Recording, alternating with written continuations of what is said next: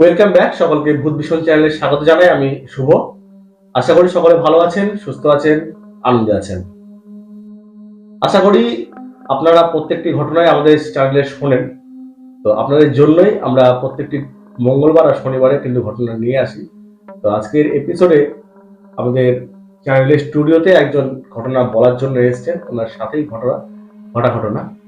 তো ওনার মুখ থেকেই আমরা সেই ঘটনাটা শুনে নেব। তার আগে ওনার পরিচয় পর্বটা আমরা সেরে নিই। তো দাদা, আপনি কোথা থেকে এসেছেন?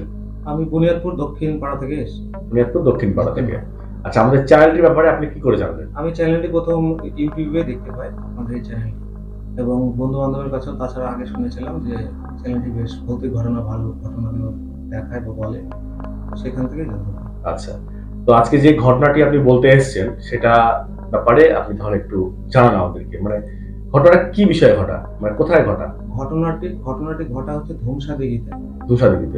এবং ধূমসাদিঘিটা আমাদের বংশের থানার মধ্যে পড়ে। আচ্ছা, ঠিক আছে। এবং ধূমসাদিঘির এক বন্ধুর বাড়ি, সেখানে তার বার্থডে সেলিব্রেট করা হবে, এরকম একটা দিনে এই ঘটনাটা ঘটেছে।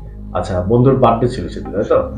তো সেই বন্ধুর বার্থডে তাহলে, আচ্ছা, ঘটনাটা কোন দিনে, কত সালে? ঘটনাটা 2017 সালের জানুয়ারি মাসের 7 তারিখে, মানে ওই দিন ওই বন্ধুর বার্থডে ছিল। আচ্ছা আচ্ছা, তাহলে আমরা বিস্তারিত ঘটনাটা জেনে নিই। তাহলে চলুন আপনারা ঘটনাটি ওনার মুখ থেকেই শুনে নিন, কি ঘটেছিল ওনার বন্ধুর জন্মদিনের পার্টিতে, এই ভৌতিক ঘটনাটি যেটা উনি বলতে এসেছেন। তো দাদা, আপনি বলুন ঘটনাটা কি হয়েছে। ঘটনাটি, আমার ধূমসাদিঘির এক বন্ধু আছে, সেই বন্ধুর বার্থডে ছিল সেদিন। আচ্ছা, তো আমরা আরো 5 জন বন্ধু ছিলাম। হ্যাঁ। তো তারা সবাই মিলে তাকে না জানিয়েই তার বাড়িতে যায়। আচ্ছা, এবং গিয়ে তাকে সারপ্রাইজ করবো ভেবেছিলাম। তো সেই ইয়ে থেকে যাই। তো যাওয়ার পরে সেখানে তার বাড়িতে যাই এবং তাকে উইশ করি আমরা সবাই মিলে। উইশ করার পরে আমরা কেক নিয়ে আসি, কেক কাটা হয় যথারীতি। তারপরে বন্ধু নিজে থেকেই বললো, যার মানে বার্থডে, সেই বন্ধুটি আমাকে নিজে থেকেই বললো যে বাজার থেকে একটু মাংস নিয়ে আসা হবে। তো সেই বন্ধুই আর একটা বন্ধু, দুজনে মিলে পাথরঘাটা যায়। পাথরঘাটা আমাদের এখানে ধূমসাদি থেকে 2 কিলোমিটার হবে। আচ্ছা। তো সেখানে গিয়ে মাংস কিনে আনে, এবং তারা যখন মাংস কিনতে যায় তার মাঝখানে যে সময়টুকু নিয়ে আসা পর্যন্ত, সেই সময়ে আমরা বাকি যেসব পেঁয়াজ রসুন এইসব যেসব কাটা সবজি টবজি সেগুলো রেডি করে রাখি। এবার মাংস তারা নিয়েও আসে। আচ্ছা। এবং মাংস নিয়ে আসার পরে সবাই মিলে রান্নাও করা হয় মাংস। এবং মাংসটা যখন রান্না হয়ে যায়, আমরা খেতে বসবো, ঠিক সেই মুহূর্তে সেই বন্ধুর মোবাইলেই তার মামার ফোন আসে। এবং মামা নাকি তাকে বলেছিল যে আমি তোর বাড়ি যাচ্ছি, এবং কিন্তু পাথরঘাটায় ব্রিজের সামনে গাড়িটি বন্ধ হয়ে যায়। গাড়ি বলতে কি গাড়ি নিয়ে আসছে? বাইক নিয়ে আসছে। বাইকটা বন্ধ হয়ে যাবে, স্টার্ট বন্ধ হয়ে যায়। আচ্ছা। তো তখন আমরা সবাই মিলেই যাই, সবাই মিলে মামাকে নিয়ে আসি। আচ্ছা। তো গাড়িটা ফেলতে নিয়ে আসি। নিয়ে এসে আবার সেই বন্ধুর বাড়িতে আসি। তো বন্ধুর বাড়িতে ঢোকার ঠিক আগের মুহূর্তে, যখনই বন্ধুর বাড়িতে ঢুকবো আর কি, সেই সময় ঢুকতেই দেখি যে রান্নার কড়াইটা, সেখানে একটা বাইক ছিল বারান্দায়, সেই বারান্দার বাইকের মধ্যে মানে ঢুকে আছে কড়াইটা। বাইকের কোন জায়গায়? বাইকের সামনের চাকার স্পোকের মধ্যে ঢুকে আছে। বাইকের সামনে যে চাকা, সেটা স্পোকের মধ্যে রান্না করা ঢুকে আছে। তো আপনারা রান্না করে কি সেই কড়াইটা বাইরে রেখে গেছিলেন? না, আমরা বাইরে কেন রেখে যাবো? আচ্ছা, আমরা ঘরে, যে রান্নাঘরে রান্না করার পরে, রান্না কমপ্লিট করে সেই ঘরে তালা মেরে বাইরে গ্রিল লাগিয়ে তবে আমরা মামাকে নিতে যাই। আচ্ছা। এবং নিয়ে আসার, আমরা সবাই যখন ফিরে আসি মামাকে নিয়ে, তো মামাকে নিয়ে ফিরে আসার পরে দেখি যে বাইকে ভিতরে রাখা কড়াই, বাইরে বাইক আছে, সেই বাইকের স্পোকের মধ্যে ঢুকে আছে, এবং সেই কড়াইয়ের মধ্যে সব ঝোল টোল সব লেগে আছে, কিন্তু মাংস দু একটা ছড়িয়ে ছিটিয়ে ছিল। ঠিক আছে। আমরা হতবাক হয়ে যাই, প্রত্যেকে হতবাক হয়ে যায়, কি করে সম্ভব, কারণ আমরা তালা মেরে গেছি, বাইরে সব ঘরের ভিতরে যত সব জানালা ছিল সব বন্ধ করে দেওয়া আছে। হুম। তারপরে ওটা কি করে হলো,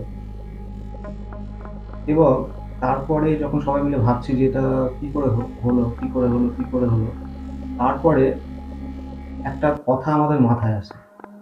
আচ্ছা, আরেকটা জিনিস আমি জিজ্ঞাসা করে নিই যে ওই বন্ধুর বাড়িতে বাকি আরো সবাই তো ছিল, তারা কিছু জিনিসটা জানে না?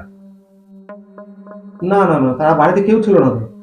মানে ওই বন্ধুর বাড়িতে আর কেউ আর ছিল কেউ না? ছিল না, শুধু বন্ধুই ছিল সেদিন।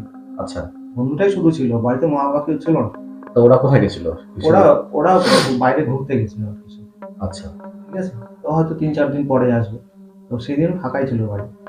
তো আমরা তালা খুলি রান্নাঘরে, তালা খুলে ঘরে প্রবেশ করে দেখি হ্যাঁ, আহ, মাংসর কড়াই নেই। বাইরে কি করে আসলো, তালা মারা ঘর। হুম। এটা তো আমরা অবাক হয়ে যাই। তারপরে কিছুক্ষণ পরে আমাদের মনে হলো যে ঠিক মানে বার্থডে ঠিক 5 দিন আগে হ্যাঁ। আমাদের এক খুব কাছের বন্ধু আত্মহত্যা করে এবং ফাঁসি দিয়ে মারা যায়, গলায় দড়ি দিয়ে মারা যায়। হ্যাঁ। তো আমরা বার্থডে সেলিব্রেট করার সময় বলেছিলাম তাকে, মনে মনেই সব প্রে করেছিলাম আর কি, যে বন্ধু তুই যেখানে থাকিস ভালো থাকিস, কিন্তু যদি পারিস আমাদের বার্থডেতে তুই যদি আজকে থাকতিস তাহলে অনেক ভালো হতো। তো যদি পারিস আসিস। হুম। মানে কাছের বন্ধু যেহেতু, সেহেতু খারাপ লাগবে। তাও তাকে বলেছিল। তো সত্যি কি সে এসেছিল? কারণ সেই সময় তো শ্রাদ্ধের যেসব নিয়ম কানুন সেসব পিন এসব কিছুই হয়নি। হুম। ঠিক আছে, 5 দিনের মধ্যে 5 সম্ভব দিনের না। মধ্যে সম্ভব।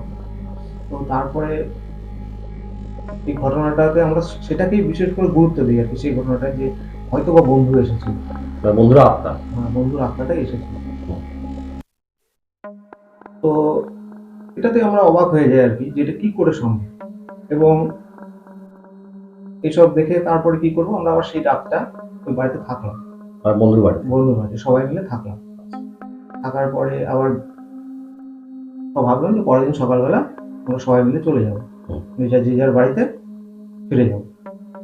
এবার এই ঘটনাটা আমরা গোটা রাত ধরেই ভাবছিলাম যে এটা কি হতে পারে, হয়তো বা সেটার কারণ হয়তো সেই বন্ধুর আত্মাটা হয়তো এসেছিল। তারপরে যখন আমরা বাড়ি ফিরে যাই, যে যার মতো করে বাড়ি ফিরে যাই, আমি বাইক নিয়ে এসেছিলাম, আমি বাইক নিয়ে ফিরে যাই। তো আমি যখন বাইক নিয়ে আমার বাড়িতে ঢুকবো, সেই সময় একটা কালো বিড়াল এসে আমার বাইকের সামনের চাকায় ধাক্কা মারে দৌড়াতে দৌড়াতে। আমি কোনো রকমের ব্রেকটা কষে আটকেছি আর কি, ব্রেকটা ধরেছিলাম। তো তখন বাড়িতে পৌঁছে যায়, বাড়িতে ঢুকে যায়। সাধারণ ঘটনা, বিড়াল সামনে আসতে পারে, কালো বিড়াল। তাও একবার বন্ধুদের সবগুলোকে ফোন করে বললাম তুই ওরা পৌঁছেছিস কি পৌঁছেছিস এটা জানার জন্য আর কি। আচ্ছা। তো তাদের মধ্যে প্রত্যেকেই একই কথা বলছে যে প্রত্যেকের নাকি বাড়িতে ঢোকার মুহূর্তে কারো রাস্তায় সামনে কালো বিড়াল ধাক্কা মেরেছে, নাহলে কালো বিড়াল সমস্যা পার হয়ে গেছে। প্রত্যেকের সাথে এই একই ঘটনা। এটা কি করে আপনাদের যে 5 বন্ধু ছিল, 5 বন্ধু ছিল, প্রত্যেকের সামনে, প্রত্যেকে। আচ্ছা, কালো বিড়ালটা ধাক্কা লেগেছে। আচ্ছা, এটা কি করে সম্ভব? মানে এটা অলৌকিক ব্যাপার নয় তো, মানে যে এমন নয় যে এটা একজনের সঙ্গে হতে পারে, দুজনের সঙ্গে। তাহলে 5 জনের সঙ্গে এটা হবে, প্রত্যেকের মানে যাওয়ার সামনে গাড়ি নিয়ে বা সাইকেল নিয়ে যে যার কোথাও যাচ্ছিলাম, তার সামনে এসে কালো বিড়াল এসে ধাক্কা মারবে, এটা তো আমার কাছে মানে এটা ফোনেই জানতে পারে। হ্যাঁ, ফোনেই জানতে পারি। মানে সবাই এই ঘটনাটা বলে মানে এরকম ঘটনা ঘটেছে।